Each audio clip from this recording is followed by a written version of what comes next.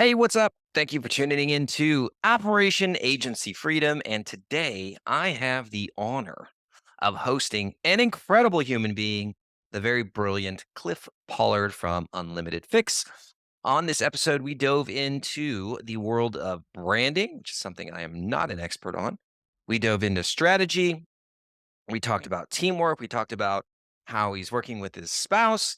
And just to give you some quick background on Cliff before you listen to the episode, Cliff has an amazing background in animation, web design, branding, of course. And on the call, he shares his journey of working with some very, very large agencies and then going on his own, starting his own agency that he calls or that's called Unlimited Fix. And he enlightened us on how he tailors his branding packages and how branding is resonating with smaller companies, smaller, sized companies, and also how he's emphasizing the importance of the brand polish, such a cool term, with these clients as well. And the exciting part is Cliff and his wife are working together. So if you're a husband and wife team, this episode's gonna resonate with you a lot. We talk about that, my experiences, his experiences working with his amazing wife. I talk about how I work with my amazing wife as well. And we talk about how we're not only building an amazing agency, or he talks about, I should say, how he's not only building an amazing agency, but also how it's strengthening their partnership together as a couple, which is amazing. So he's going to talk about insights on the communication and boundaries and creating moments of connection outside of work. So, if you're looking for inspiration, motivation, practical tips on how to take your agency to the next level, make sure that you listen to this episode and take lots of notes. So, with that being said, let's head over to the podcast interview. Thank you for listening to Operation Agency Freedom. I'll see you on the interview.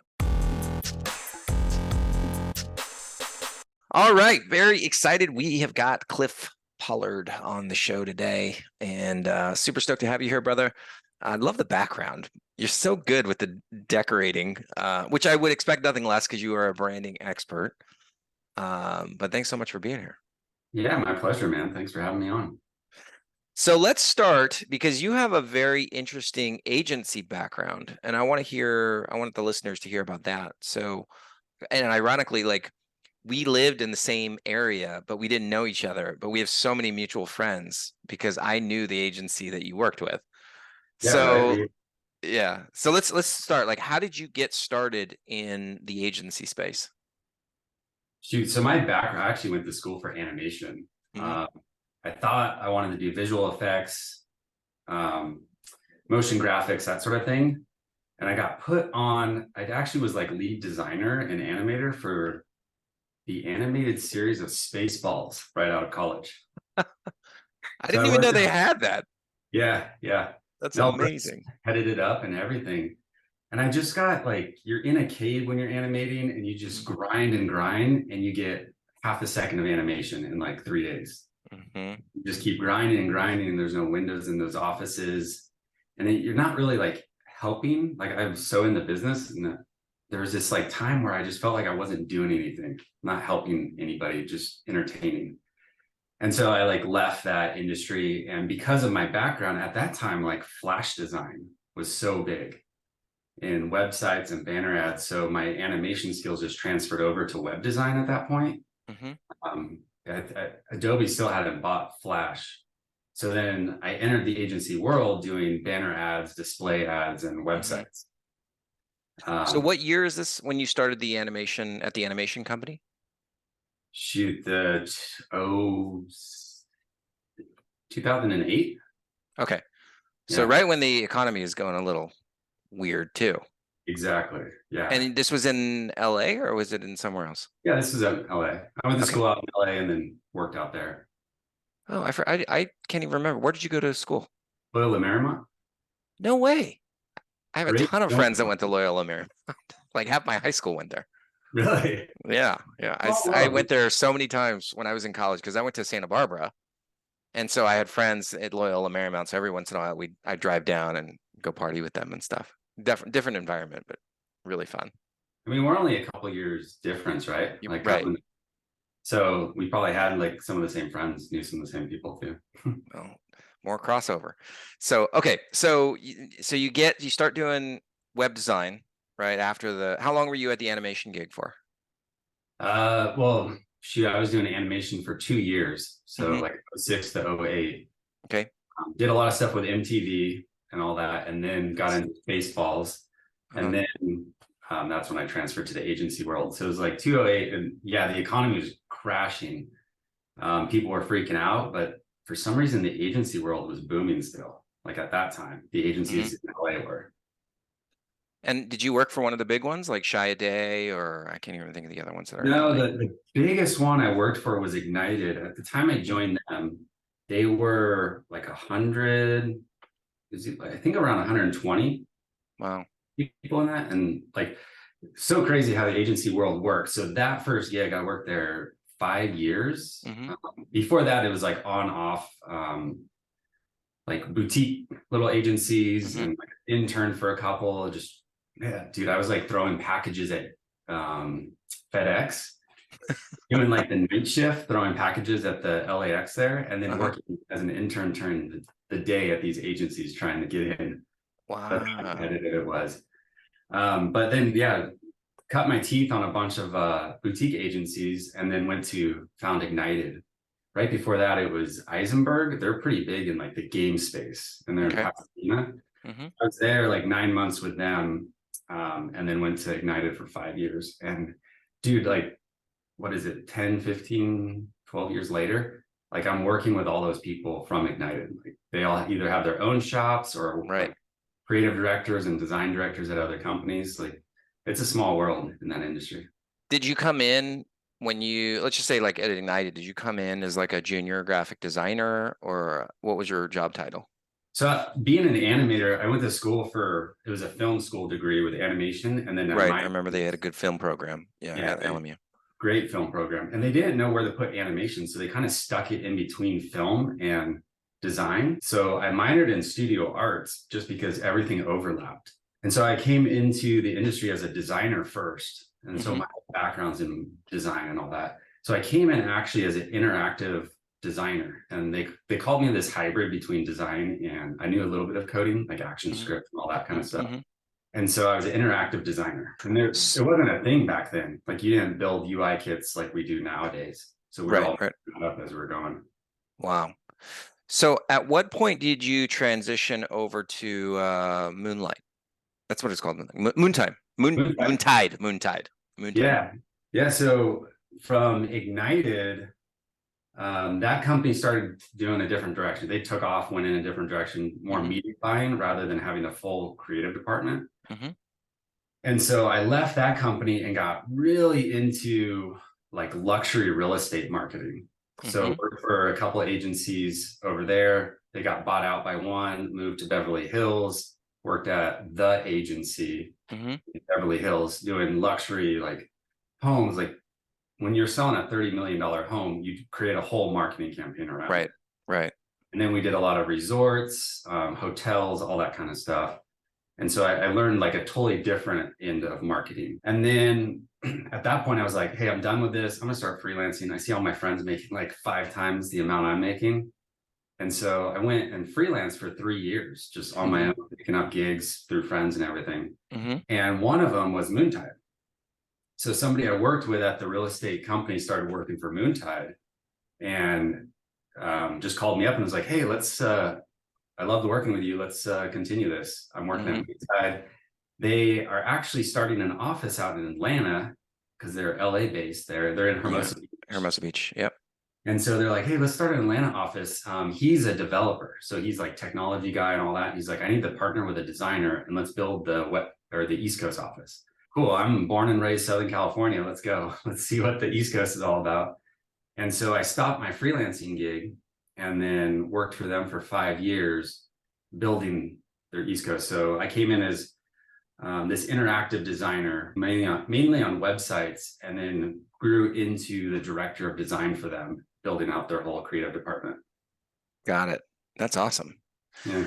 So, you had started Unlimited Fix though, I think, while you were at Moontide, right? So you were kind of moonlighting with Unlimited Fix and working at Moontide during the day. Is that correct? Yeah, yeah, there's some things there that not that I got in trouble for, but they were growing and trying to do so much work, but we had such a small team. So I had to figure out how to get the work done of like 4 people. So our dude, Yeah. basically, I was like, to subsidize that cost, I'm gonna pull in some of my freelance work, dude, and you had the pod at the time, Yeah. would do all that work. So then I get paid to subsidize the pod to help out with all the Moontide work. Right. Right. Yeah. Hey, you But made it work. I mean, that's what's the most important thing. yeah, because I think I started dude actually before I was with Moontide. Okay. I can't remember. It's we've been working together for a long time, so it all Yeah, kind of blends together. yeah, And for those that are listening that have absolutely no idea what the hell we're talking about when it comes to like Moontide, it's a marketing agency. So Cliff and I both lived in what's called the South Bay area of Los Angeles. So it's this little pocket. It's south of LAX airport, and it consists of El Segundo, Manhattan Beach, Hermosa Beach, Redondo Beach, Torrance, Lawndale, Palos Verdes. So, yeah, and Moontide Media had a very, very popular local magazine. Or they had a bunch of local magazines, I yeah, think, right? exactly. They And then they had started that way. it started that way. And I met the owner. I can't remember his name. Um, and it started out with these print local magazines that got super, super popular, and then they expanded into digital media. And so they had a sales team and everything, and because of the relationships, they were able to pick up some of these accounts. And so that's when Cliff came in to help them build out that team, I'm sure. Um, and kind of the connection that I had to Moontide was that I was a volunteer for this charity called Walk with Sally, which pairs up adults who've lost somebody to cancer with a kid who has a parent that's sick with cancer, or sometimes it's a sister or like a sibling. So it's usually a parent though who's sick or has passed away from cancer. And so I became a mentor to this young man named Patrick, who I've talked about a bunch. And Moontide was like the biggest sponsor of the biggest charity event that they did during the year, which was this huge party called White Light, White Night. And you went to that party, right? No, I never went to You one. never went to it. Oh my gosh, it was so much fun. No. Okay. So every year, Moontide Media, because they were the biggest sponsor, they had this huge VIP area and they had their own private bar and everything. It was like the big event during the summertime, and everybody wears white. And so, me being a mentor, I got a free ticket, and I had just started Dude in 2012. Actually, no, I'd started my agency. This is prior to Dude. In 2012, I started my agency. The same year, I became a mentor for this charity. And so, the first time I went to White Light, White Night, Moontide had this huge VIP area with their own private bar and everything like that. Because I'm a mentor, I got free access to everywhere. And so I hung out at the Moontide booth the whole entire night. And then every time I would go to one of those events, I would hang out at the Moontide booth. And then I ended up meeting people that worked there and stuff like that. So originally, when you said that you worked at Moontide, I was like, oh my God. And then like you knew all these people and there was just all this crossover. It was really, Yeah. it's a small world, right? Agency world, as you mentioned, it's a very, very small world just altogether. So, Okay, so that's small, yeah. um, yeah. So you moved to Atlanta. What year was that? 2018. Okay. Yeah. Now I got to ask you this: was part of the motivation to move because of your now wife, Kat, or was that even in play at the time? Dude, I met her like right when I said I committed to Moontide. Yeah. I met her in Boise, Idaho. She's actually born and raised in Boise. And then I was like, hey, you're really cool. I'm moving to Atlanta. And then it just became one of those like, let's see what happens. Let's try this out. Right. So you guys Um, were doing the long distance. You were in Atlanta and she was in Boise. yeah, we did that for like a year and we're like, okay, this doesn't make sense anymore. Move out here. Wow. Yeah. Wow. I didn't know that. That's something new. The reason I bring that up is because obviously you work together now, which we're going to touch upon in a little bit. But that's amazing. That's awesome. And she's super, super talented. And I know she's doesn't really have the agency background, but she's picking it up really fast. She's So got a lot of other skills too, obviously. But so I want to focus back on when you're so you're working at Moontide, and then you decide, you know what, I'm going to leave Moontide. I'm going to do Unlimited Fix full time. And that's a big jump, right? Like I remember the day that I said, screw it, I'm going out on my own. I'm going to figure this out, say goodbye to the steady paycheck and the health insurance, right? And go. Yep. So what was that transition like for you? Again, it's usually like when companies start going in a different direction. Like I start building a team, and then they start hiring other people around and go in a different direction because something isn't working, but there's no communication. That's when I'm like done. Okay. So like one of our core values is communication based off that. We want everybody to know what's going on, be on the same page. And it just was like, I'm not sleeping, I'm working weekends. If I'm going to do that for anybody, I want to do it for myself. I don't want to be burnt out, because honestly, like I do this because I love it. I love design. I love helping other businesses. And if I'm getting crushed, like what's the point anymore? Right. Absolutely.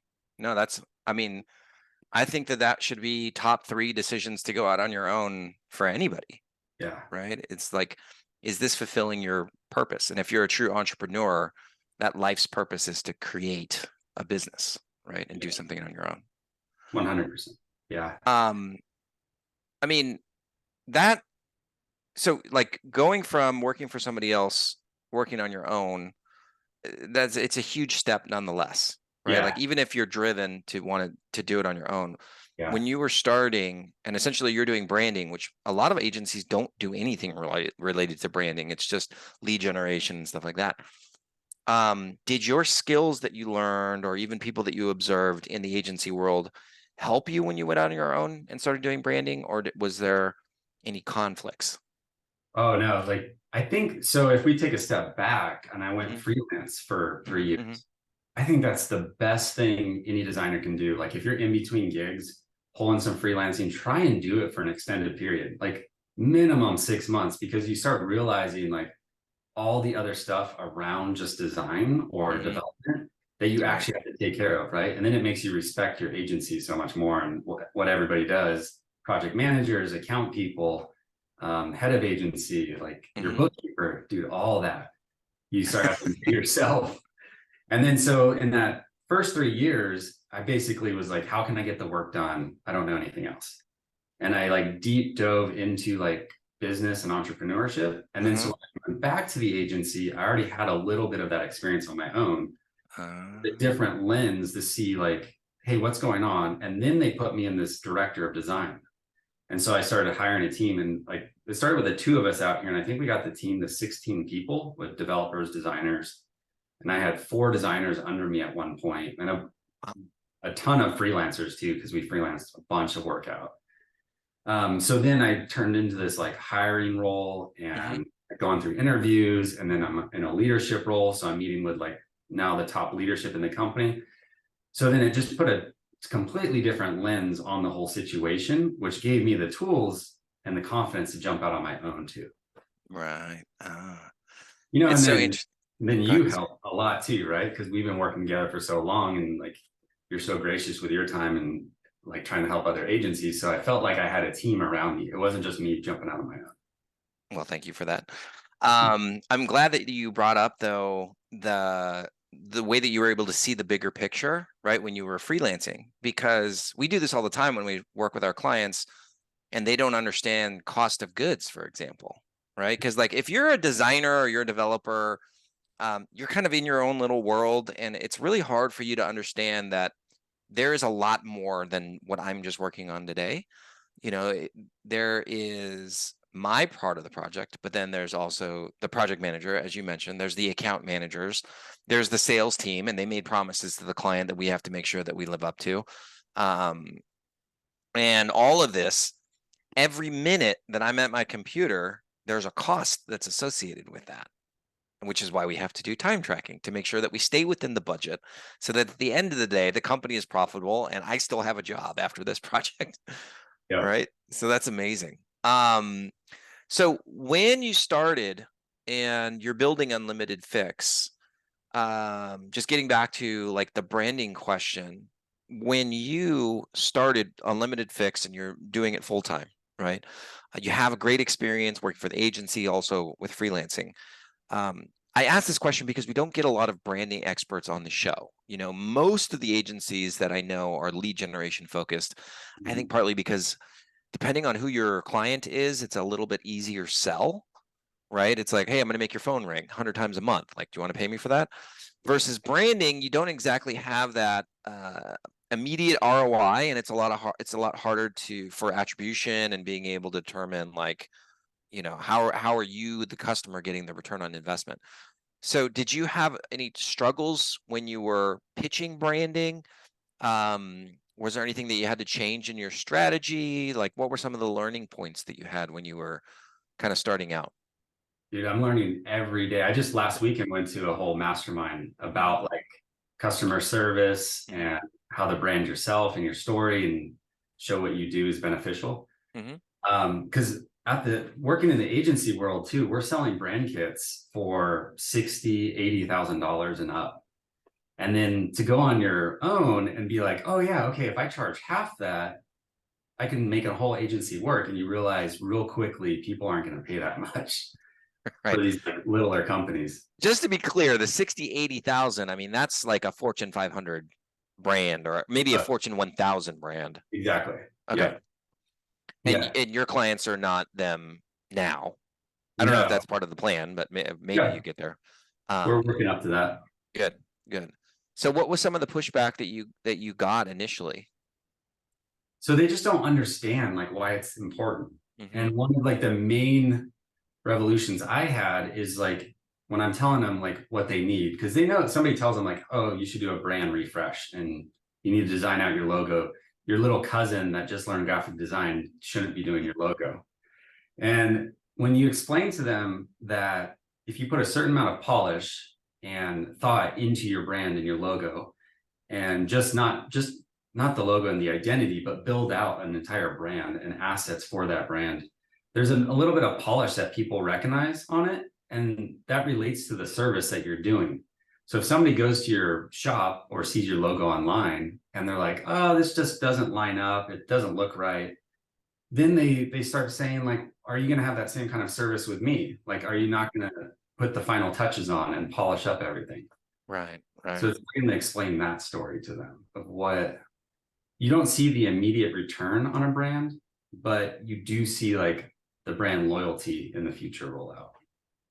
So now moving forward, because you've been learning obviously on how to pitch branding specifically for your audience, without giving away all your secrets, because I know that the people are listening, but what are some of the things that you've learned that have really helped you to position branding in a way that your small to medium sized business owner is like, oh, that makes a lot of sense. You know, I'm willing to invest in that. Yeah. For one, like I'm totally fine giving away secrets. Like I don't think anybody can imitate what we do as an agency. And everybody has their own secret sauce that they sprinkle into their brand. Right. And that's part of what I'm trying to do is open up a conversation because agencies do have a really bad name right now and be a lot more transparent with what we do, our processes and everything. But for me, like toning down those giant brand packages into what is more palatable for somebody else with a smaller company that just needs a logo or something, Hmm. it's really going down the discovery and strategy. A lot of people leave that part out and it's sitting with them. It's talking about their core values Hmm. and their mission statement, their vision, and then incorporating that into the brand. So we take it's almost 2 weeks long where we do a whole discovery and strategy phase and we meet with the client a couple times and we Hmm. have strategy discovery deck that we build and we present that to the client. We're like, hey, do you agree with everything here? Are we on the same page? This is going to be our guiding star and we're going to judge all our work based off this deck. And then that way, when we go forward and we're in round 2, round 3, and something comes up, we're like, well, we said that in the discovery deck. Does this need to change? Because we're measuring to that. So it's a lot of people don't have anything to measure when you're branding somebody or doing a logo. But if you Hmm. can measure it and the results that you're trying to go after, it becomes a lot more successful for both parties. I love that. That's awesome. See, I'm not a branding guy, so like this is all new to me, but the Uh-huh. way that you describe it, I'm like, oh yeah, that sounds like a really cool process. And I just want to emphasize the importance of having the process, right? If you have a process that works, a proven process, and you explain to your clients how, if we follow the process, this is going to work out fine. Usually I would say 9 times out of 10, everything goes according to plan. If you're just kind of like, saying like, we'll just figure this out as we go, well, then that's when shit breaks, right? You're not happy, the client's not happy, you're not going to make that much money. So that's awesome. I'm so glad. One of these days you're going to have to show me one of those branding decks. And even like as you're describing, I'm like, man, I just need to hire Cliff. Because we have to do some rebranding with Dude too, because we were talking about this before we went live about how, my company, we started doing outsourcing, and now we're doing consulting and helping agencies to grow their profitability and fixing operations and stuff like that. So there's some brand identity things that I think we need to talk about. We've got about, I don't know, maybe 5 or 10 minutes left.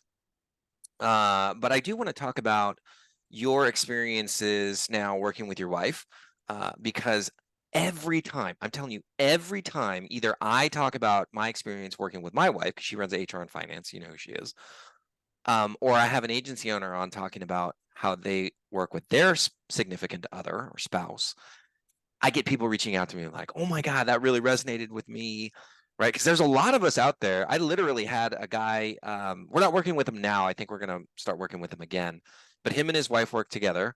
And I sent out the email yesterday about the event that we're doing in Puerto Vallarta in February. It's, for those that haven't seen the email, it's agency owners only, but it's a couples event. So whether your significant other works in the agency or doesn't, it's a couples event for agency owners. It's at an all-inclusive resort in Puerto Vallarta in February. It's going to be like 80 degrees. If you're on the East Coast and you're cold, get the hell out of there. Come hang out with us. But I had a guy reach out to me, and he's like, I am super, super interested in this. Let's talk, right? Because that dynamic of working in an agency and then having your spouse there, it's hard, man. Like, this business is so freaking hard. So talk to us about, first, just talk to us about what your wife is doing in the agency and how long you guys have been working together. Yeah, this is like one of my favorite subjects right now, because I feel like even just a year ago or so, it was so taboo. Like, you don't say, hey, this is my wife. So my wife is head of accounts for our agency. I'm a lot more like, I put my head down, and I love doing the work and working with my designers. But she is so good with people. Yeah. And so that dynamic of her being able to be client facing and then get me out of that picture, she can respond to emails, show up to meetings and all that. And then I'm just there for the presentations. Has been so beneficial. And just that, like, I mean, we trust each other so much, so I don't even have to worry about what's going on. Right. So she started 8 months now, full time. She was doing 6 months before that, part-time, when she was working her other gigs. And then from there, it's just kind of taken off. But this whole subject of working together with your spouse, I mean, the Hermosis are doing a really good job just bringing that to light. We work with like brothers that run agencies, but and then husband and wives, and they usually like will keep that a secret. Because they think the perception of the client is like, oh, you're such a small shop. But I never thought about that. But yeah, I can see how people would think that. It's a small shop because it's mom and pop, Exactly. Yep. But when you like you mentioned, agency world is so hard. I think we picked the hardest industry to be a part of. Yes. And when your significant other doesn't understand that world, and you're working these late nights, and I'm known to pull all-nighters to get projects done and client work done and all that. And she's like, what are you doing? Like, why do you care so much and all that? And then when she gets involved, like she was up till like 2 a.m. last night. And I was like, you never did that before with your old job. It just means so much more with what we're doing and the results we're trying to give our clients. But then there's a lot, like the communication now is just so much easier because we understand what's going on. I think one of the best things that the Hermosis brought to light was like the whole balance. Like, why can you not, when you go to a date night and you sit down and have dinner, now that we're working at the same company, a lot of people have that rule, like, we're not going to talk about work. Yeah. That's like 90% of our life right now is the work that we're doing in the company we're growing, and it's fun for us. So that is like over half the conversation is like, how's the team doing? Like, what's going on? I didn't get to talk to you today. Let's debrief and have dinner and all that. But it used to be very stressful to talk about work. Now it's not stressful at all. That's great. Would you say that working together has brought you guys closer together as a couple?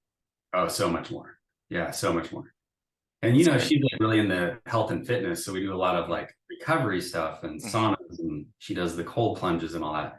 And so we have our hour sauna on Mondays, and like we sit there. A lot of times it is talking about work, but like we try and create these moments where we're together, where it's not just work, but it's a different environment, and it's really helped us grow. We sit next to each other at a desk all day, so Yeah, I see this a lot, but it's definitely true with you, I think, where it's the yin and the yang, right? Because you guys are very similar, but at the same time, your skill sets are kind of like on opposite sides, but yeah, also very complementary, right? Like she's perfect for the head of accounts, and you're perfect for the visionary CEO role.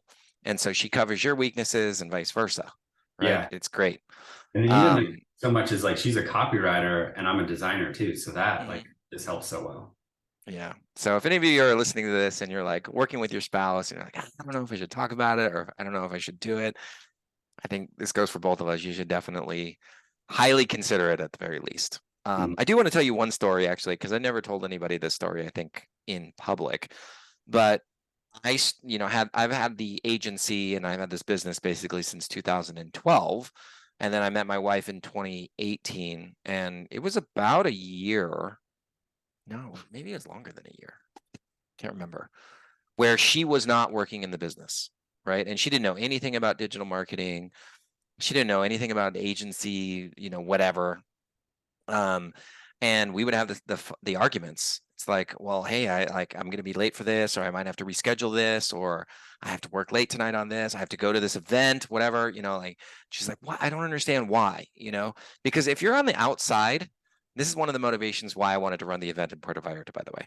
If you're on the outside, it kind of just looks like we're sitting on a computer all day, right? Like to them, like maybe we're just playing video games because Yep. like if we show anything, it's like, oh, look at this cool design that I created. It's like, oh, awesome. Like you spent fucking 3 days doing that. Like, that's ridiculous. And they paid you how much money to do that? Like I could have done that myself. So the perception is very different from the reality. And then once my wife came into the business, and it was kind of a crisis time for us at Dude, I think it was the end of 2019. And her background is in business, finance, and accounting, right? She got a degree in business. She went to a technical high school. She got a high school diploma for accounting, which we don't really have that in the States anymore, I don't think. And then she studied finance. She has a certificate in oh gosh, what do they call it? Leadership. It's some sort of development. I can't think of the name of it. Anyways, so she came in to help me fix some of the things that were going on with her accounting and a former partner. And then she started to see like all the stress. And I remember the moment where she came up to me one day and she's like, how do you deal with all of this? And it was just like, it was to me like we had crossed this really cool like boundary, or I don't know, barrier, or whatever you want to call it. But we'd crossed this point where now she could finally see how hard this was. Right. And then from then on, we like really, really connected. And it's not to say that we don't have fights, because I've been working with my wife longer than you have. And I would say that you're going to go through phases where talking about work is great. And then you're going to go through phases where like, do not fucking talk about work. Like, I don't want to hear another fucking thing. Yeah. But like that bond and that connection over what it is that we're building together, maybe that's what it is that we're building something together, right? We're building a life, and that life is fueled by the business that we're building together.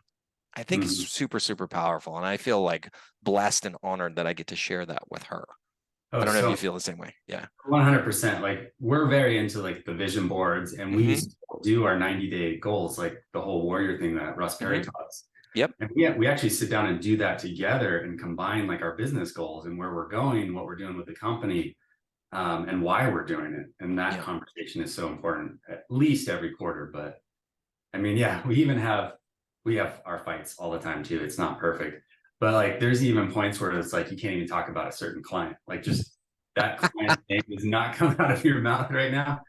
You don't want something else. So Yeah, That never happens with us. That never happens with us. Yeah, that happens to you us. just have to have fun with it, and like have your couples hat and then your business hat, and just know when to take those on and off.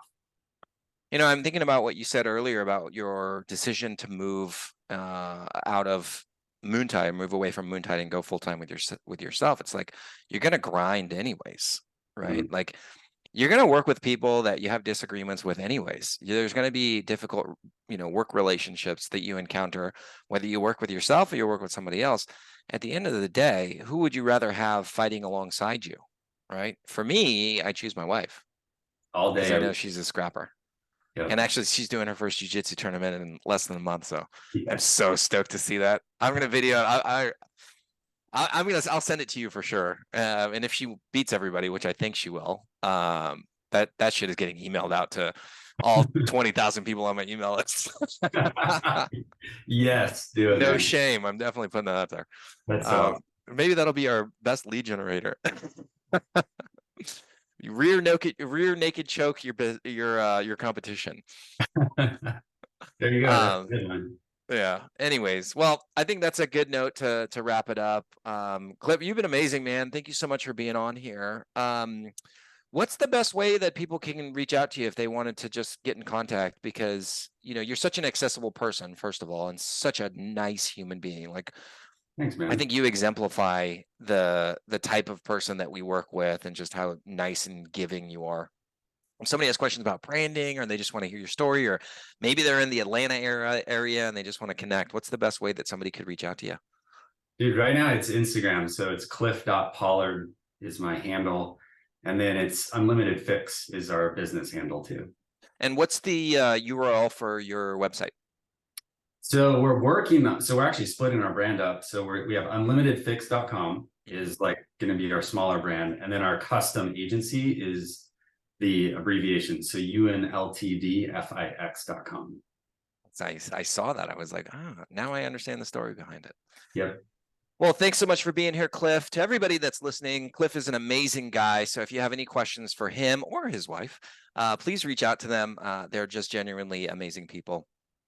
For all of our listeners, thanks so much for listening and tuning in today. And we will see you on the next episode. Hey, thank you for listening. And if you enjoyed this episode, it would mean so much to me if you would subscribe to the podcast and also share it with friends, family, and basically anyone you know who will find the same value in this episode as you do. So, to get the latest from me, then let's connect on social media on the Facebooks at facebook.com/Dude Agency or Instagram at dudeagency.io. Then you can also find us on LinkedIn, YouTube, and even TikTok. Yes, I'm that cool. We are on TikTok. Finally, go to our website at dudeagency.io, where you can see all of our other episodes of Operation Agency Freedom, register for live trainings on how to run a highly profitable agency, and you can see exactly how we help marketing agencies fix their operations and scale to 8 figures and beyond. Thanks again for listening, and I will see you next time.